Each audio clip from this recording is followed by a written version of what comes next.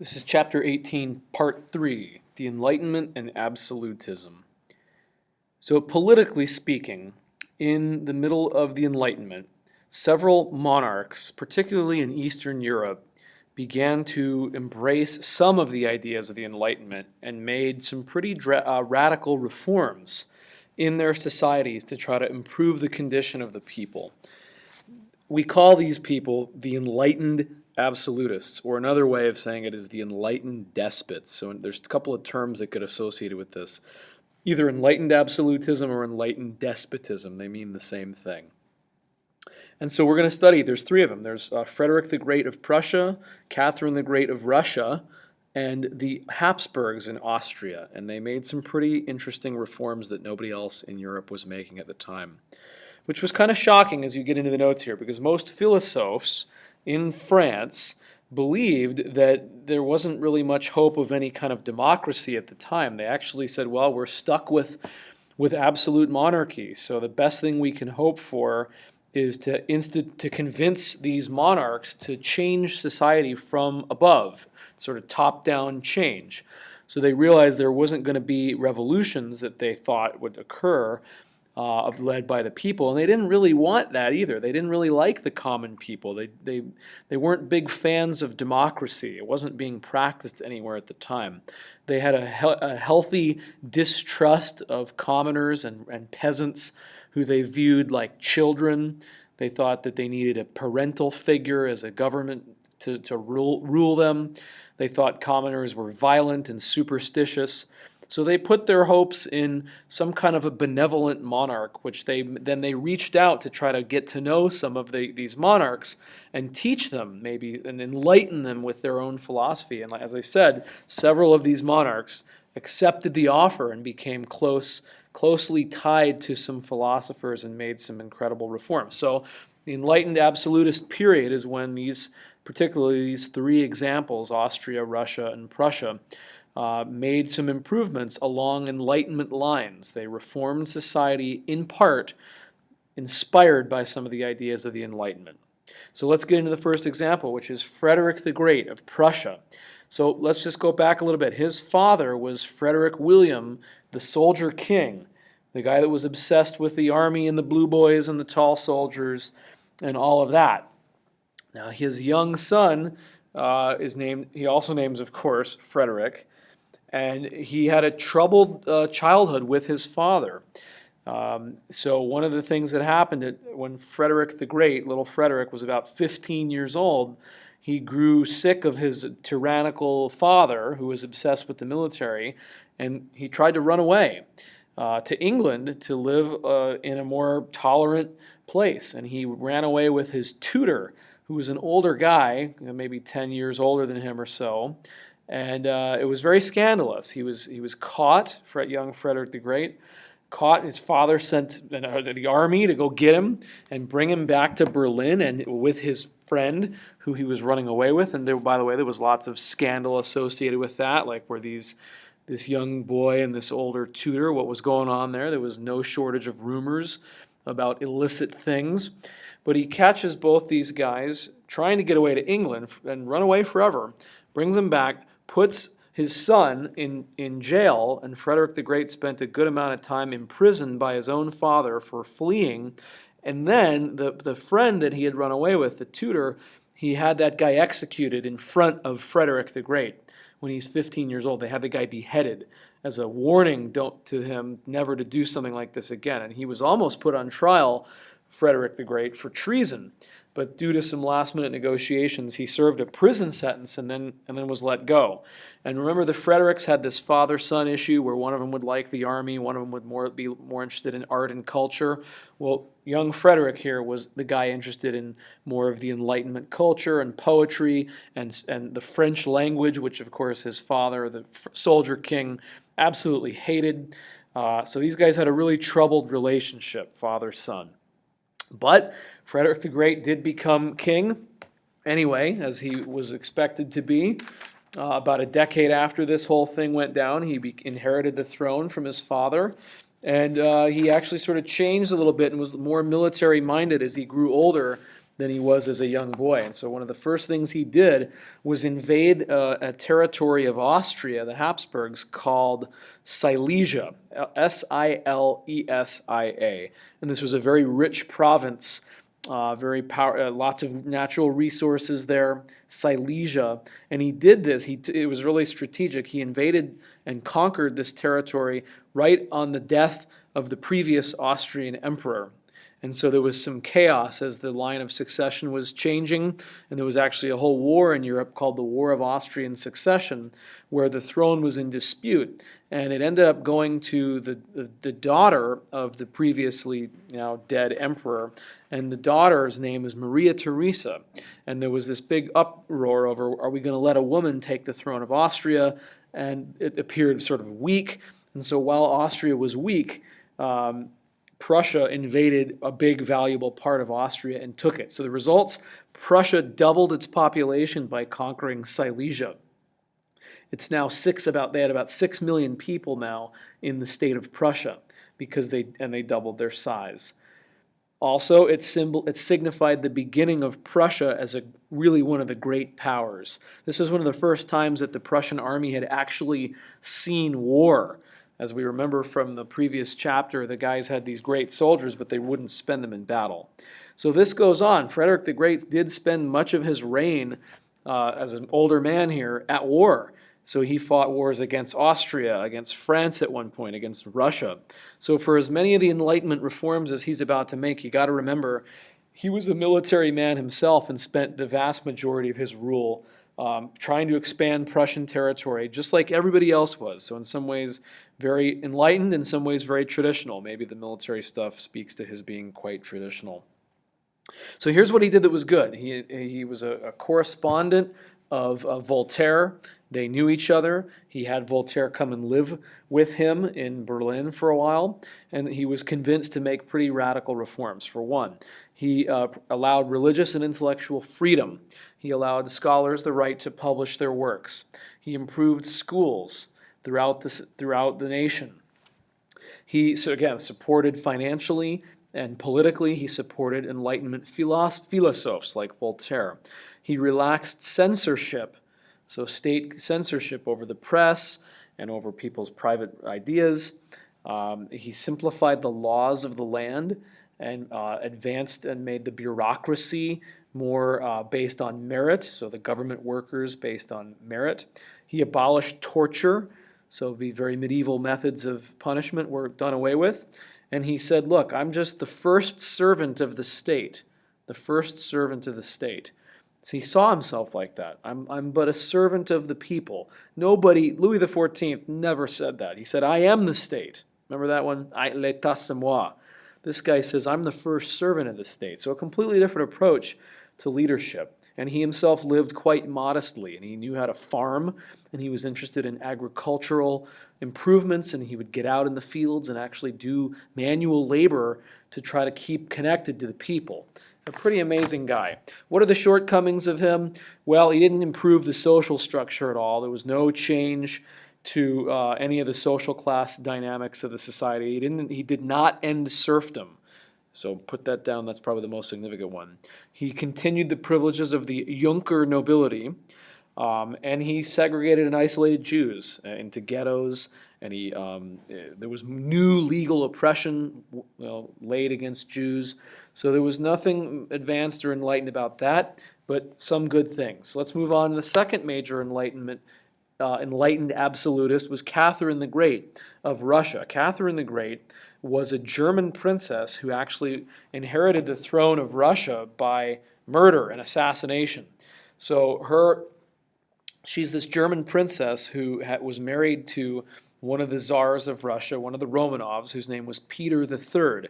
And he was described in your book and by most people at the time as being stupid and ugly. And you can decide for yourself whether he looks stupid and ugly. Yeah, he does. So Catherine the Great, comes to the Russian court as a German. She quickly learned the Russian language, was very into the Enlightenment, but hated her husband. And so she took lovers and boyfriends from the time she got there who she cared a lot more for. and she and her lovers' brothers, so there was this whole little conspiracy, and the guy's name was Gregory Orlov. This is her first of many illicit lovers that she took in Russian society. This guy, Catherine the Great, and this guy's brothers, four of them, plotted a coup against Peter III and murdered him. And then, because of the line of succession the way it was at that time, the German Empress, Catherine the Great, becomes the Tsarina, the leader, the Empress of Russia. So, incredible. Lots of intrigue, murder, assassination, and this is just the start of her life. So that's not very enlightened, is it? The murder of your husband to take power, but she does other good things. She's going to go on to have more than 20 distinct lovers in her rule of Russia, more than 20 documented boyfriends that she had relationships with. She was kind of like a cougar, one of the world's first cougars, a woman that always liked the younger boys. So here's seven. That's maybe enlightened, maybe not, depending on who you are. Here's what she did do, though. She brought Western European culture to Russia. So she continued the process of westernization, began by Peter the Great, who was actually not a blood relative of hers, but it was just 2 or 3 czars back up the line. Incredible success here. She brought in musicians, artists, architects, intellectuals. She was even more obsessed with this than Peter the Great was. She was a great patron of Voltaire's. She supported the encyclopedia when it was forbidden to be published in France, where it was written. She paid for it to be published in St. Petersburg. And when the writers of the encyclopedia, the guy like Diderot and D'Alembert, when these guys ran out of money, she sent them money. And when they needed a place to live, she would arrange housing for them wherever they needed it in Europe. So she was this incredible patron of the Enlightenment. Her domestic reforms were going to be quite good. She had a great plan going, and then it's going to sort of derail. She was going to restrict torture, just like in Prussia. She was going to allow limited religious tolerance. She was going to promote education among her people and prepare schools for them. She wanted to reform the entire legal code of Russia and was prepared to do so, but it was all disrupted. All of this stuff got messed up by another peasant rebellion, another Cossack peasant rebellion, this time led by a rebel named Emelian Pugachev. Pugachev's rebellion. This was in 1773, so just 4 years before the American Declaration of Independence. This is what's going on in Russia. Okay, so this huge peasant rebellion led by the bitter Cossack Pugachev. It was, of course, it was crushed, but thousands of people rose up against the Tsar, Catherine the Great, and slaughtered landlords. But of course, her army is more powerful, so they captured Pugachev and savagely executed him. And this was kind of a turning point for Catherine the Great. After Pugachev's rebellion, no more domestic reform. It was sort of like, I was going to do this for you, my children, but now you've rebelled against me and you don't deserve these modern reforms anymore. So she kind of turned on him, extended serfdom to be even more powerful than it had been up to this point. And for nobility, she said no more, there'll never be taxes on nobility. She basically got rid of service nobility for nobles, promoted their status and prestige, and basically the nobility under Catherine the Great was as powerful as they will have ever been. So she promoted the rights of the upper class as sort of punishment for this peasant rebellion. So maybe those are some of her shortcomings. Here's another area that, much like the Prussians, she was obsessed with territorial expansion, and in this area they had great success. She waged successful wars against Mongols in Asia, Tatars, and it took over areas near the Caucasus mountain range. But maybe her greatest advancement territorially was that, working together with several other nations at the time, they conquered Poland. And they partitioned the country known as Poland. Poland was a weak state run by a weak king with powerful nobles, but were no match for these enlightened absolute monarchs of Russia, Austria, and Prussia. Poland was not an absolute monarchy. They were almost like a republic at one point, but they were very weak and they were just a ripe target for foreign invasion. So Prussia, under Frederick the Great, Austria under the Habsburgs, that we'll get to in a minute, and Russia under Catherine the Great, all carved up a third of Poland each and literally wiped it off the map. And it was gone. And it's not going to come back until after World War I in 1918 is the next time you're going to see Poland on the map of Europe. Poor little Poland. It's off the map. And to celebrate her conquest of Poland, and among other things, when she was an older woman in her 60s, she took an even newer lover. Here we go, Prince Zubov. He was 20 years old, she was in her mid-60s, and she finished her life with this guy. Loving life as a cougar that she was. She said she would write letters to her friends saying, I am well, I am happy, I've come back to life, and here's my latest friend. So what an incredible woman. Catherine the Great of Russia, really setting a standard for female rulers unlike any we have seen up until this point. Let's go on to the third example, the Austrian Habsburgs, Maria Theresa and her son Joseph II. So this is the lady that inherited the throne of Austria in the War of Austrian Succession. She lost Silesia to Frederick the Great. She's one of the first female monarchs, again, I think the first female in Austrian history. But look at how two of the three enlightened monarchs are women. Catherine the Great, Maria Theresa, Frederick the Great. So maybe there's something to be said for that, huh? The role of women, the influence of women in the Enlightenment. She starts by limiting the Pope's influence in Austria, limiting the papacy's influence, made lots of administrative reforms, promised more equitable taxes. She taxed nobles for the first time, so even nobility has to pay taxes at this point. This is an enlightened reform because most nobles had never had to pay taxes in Europe. She improved conditions for serfs, didn't end serfdom, but improved their livelihoods, reducing the power of lords. Okay, partially granted some freedom to the peasants of Austria. So incredible stuff here. She also was married to the same man her entire life, was never rumored to be in any affairs, and had something like upwards of 10 children of her own.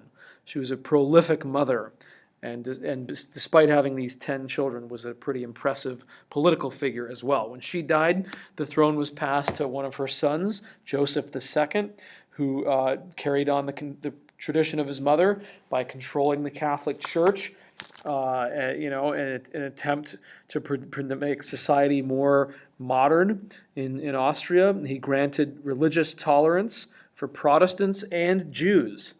So outside of the Netherlands, Austria is probably the second best place for Jews to be in Europe at the time. Really spectacular stuff.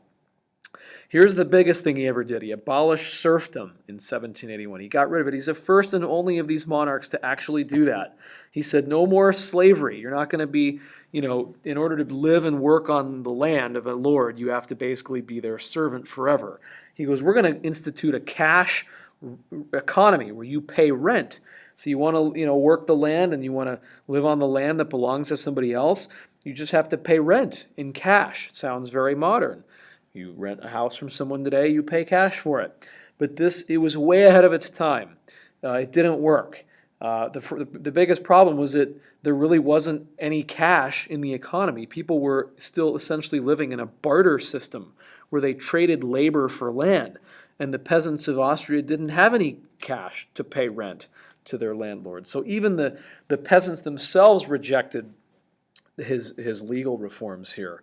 And it had to be canceled. The abolition of serfdom had to be canceled by his successor, whose name was Leopold, his brother, one of the other sons of Maria Theresa. When Leopold II inherited the throne, he had to stop it. Both nobles didn't like the abolition of serfdom, of course, because this was their whole thing. And the peasants couldn't take it because they didn't have any money to pay rent. It was too progressive, too fast, and it had to go away. But it sure was an interesting start. So the other thing about Joseph II was he, like other enlightened monarchs, was an incredible patron of the Enlightenment, and his particular passion was music. And so the Austrian Habsburgs became famous patrons of Wolfgang Amadeus Mozart, one of the most important composers of the generation in we call it the classical period of music. The Habsburgs weren't as big into people like Voltaire, but they loved music. And so they allowed new forms of opera to be performed. They allowed symphonies to be written that were unorthodox. And in these new operas, they allowed the composers to criticize society and make fun of nobility, things that would have never happened anywhere else. Let's talk about the last example here, which is not enlightened. In France, the founders of absolutism, they don't embrace Enlightenment thinking in the monarchy or the nobility. So absolutism in France goes on, and it's going to begin to destroy the country because they didn't embrace any of these changes and sort of let the steam off of the people. The people are going to get angrier and angrier, and eventually this is going to culminate in the French Revolution. Under the next king of France, there's Louis XIV. He died, and then I think it's his grandson, actually, who takes the throne next, Louis XV. The nobles and judges begin to make a comeback and begin to limit the power of the monarch. Okay, so nobility was domesticated under Louis XIV and subdued. They're making kind of a comeback here under Louis XV. Louis XV is described as indolent and sensual, meaning he cared more about his mistresses and his appearance and all that than about making any form of any good government in France. So he's going to take a lot of heat for this. So again, the nobility makes a comeback under the watch of this king. These parlements, these are courts run by the nobility. They gain the right to evaluate the king's decisions and laws and decrees. Okay, the parlements these had been around before Louis XIV. Louis XIV canceled them, of course, but now the nobility gets them reinstated. They always are the issue they always fight about is taxes.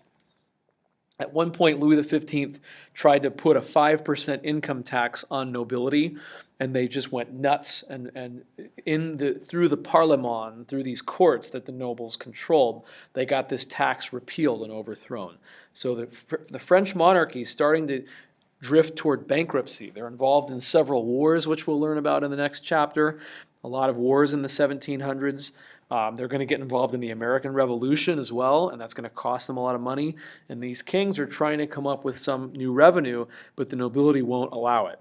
So the monarchy is starting to be weakened in France, and there's lots of scandalous attacks that get laid against Louis XV. The newspaper people of the day start drawing illicit pictures of the king and write gossip about him and publish it. And it really starts chipping away at this belief that the king is appointed by God, and it chips away at the concept of absolutism, and the country starts to drift toward upheaval. The next king is going to be Louis XVI, actually, who I don't have a picture of yet, but because he really plays a part in the French Revolution in that chapter. But he's described in our book as shy, eager to please, and just wanted to be loved. So he's the weakest of all the French kings of absolute monarchy. He's the one that's going to go away and get his head cut off in the French Revolution along with his Austrian wife, Marie Antoinette. So there's no long-term improvement here in France. Absolutism had reached its peak under Louis XIV, and now it's in decline. And France is moving toward renewed financial and political upheaval. So that's the main point. They don't embrace the Enlightenment. There aren't enlightened absolute monarchs in France, despite the fact that the Enlightenment is from France, and most philosophes are French. They rejected them, and the country's going to end up in disaster. Overall, the influence of the Enlightenment, last page of notes here. So what happens? In France, the power of the monarchs are declining. The power of the nobility is rising once again. In Eastern Europe, we had the enlightened monarchs or the enlightened despots. And there's a debate over whether these guys should really be called enlightened or not. So, of course, historians have gone back and looked for evidence on both sides.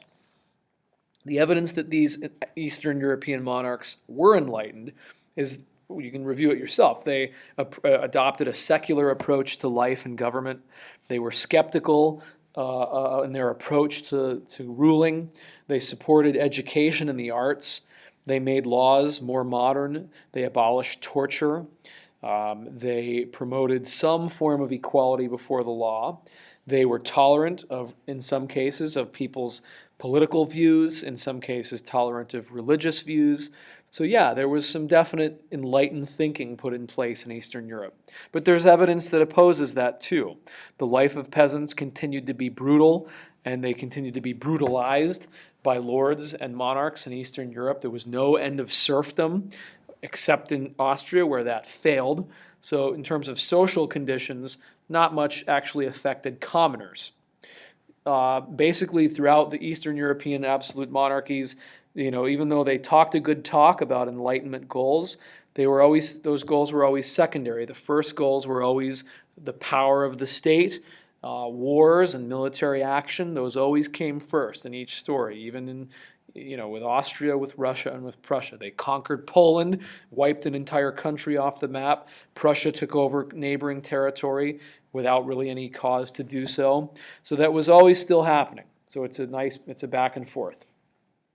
All of the enlightened monarchs believed in that the state was supreme above all individual interests. So despite some reforms on one side, they didn't change much on the other. So unlike in Western Europe, because enlightened monarchs in Eastern Europe, and they are enlightened a little bit, because they kind of kept society under control and moved forward a little bit, a lot of these monarchies from Eastern Europe are going to live on. They're not going to be overthrown in revolution. And these governments, Austria, Russia, and Prussia, the Habsburgs, the Hohenzollerns, and the Romanovs, are going to live on into the 20th century. And all three of them are going to go into World War I intact, and they're not going to go away until the end of the First World War in 1918. Meanwhile, in Western Europe, countries like France are going to experience tremendous change, revolution and war, and then ultimately move toward democracy a lot sooner. So the guys in Eastern Europe kind of bought themselves time. By adopting certain reforms, they allowed their dynasties to continue, whereas in France and in Western Europe, they really didn't embrace it the same, and they ended up in revolution. But then progressive government democracy and constitutionalism took hold there way before anywhere else in Eastern Europe.